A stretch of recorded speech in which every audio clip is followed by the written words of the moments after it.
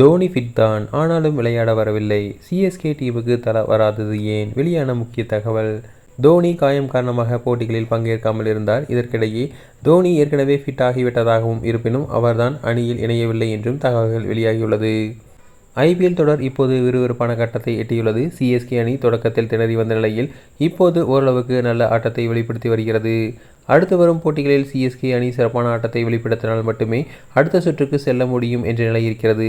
இந்த சூழலில் நேற்றைய தினம் குஜராத் டைட்டன்ஸ் அணியுடன் சேப்பாக்கம் மைதானத்தில் சிஎஸ்கே மோதியது.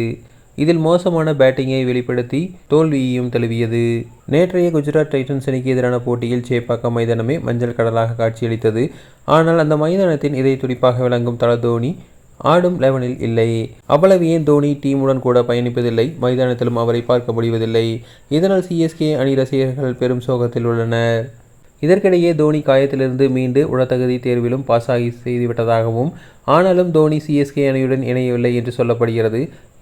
இது தொடர்பாக தகவல்கள் சிஎஸ்கே ரசிகர்களுக்கு கடும் அதிர்ச்சியை ஏற்படுத்தியுள்ளது. அதாவது பயிற்சியின் போது தசையினார் காயத்தால் அவதிப்பட்டு வந்த தோனி சில நாட்களாக நெட்டில் தீவிர பயிற்சியில் ஈடுபட்டு வருகிறார்.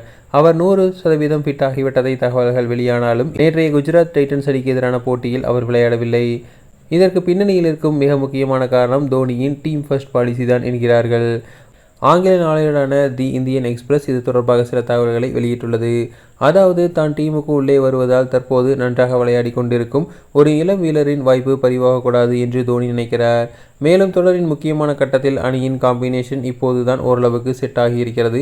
இந்த நேரத்தில் அதை குலைக்க விரும்பவில்லை. தோனி எப்போது வேண்டுமானாலும் இறங்கலாம் என அணி நிர்வாகம் பிளாங்க் செக் கொடுத்திருக்கிறது. தோனி இன்னும் சில போட்டிகளில் பொறுத்திருக்க முடிவெடுத்துள்ளார் என தெரிவிக்கப்பட்டுள்ளது. தோனி பேட்டிங்கில் மட்டும் கலக்க இம்பாக்ட் பிளேயராக வருவார் என பேசப்பட்டது. ஆனால் சிஎஸ்கே பேட்டிங் பயிற்சியாளர் மைக் ஹெஸி அதை திட்டவட்டமாக மறுத்துள்ளார். தோனி வந்தால் விக்கெட் கீப்பராகவும் பேட்டராகவும் தான் வருவார். அவர் விக்கெட்டுகளுக்கு இடையே ஓடும் வேகத்தை உறுதி செய்ய வேண்டியிருக்கிறது என்று தெளிவுபடுத்தியுள்ளார்.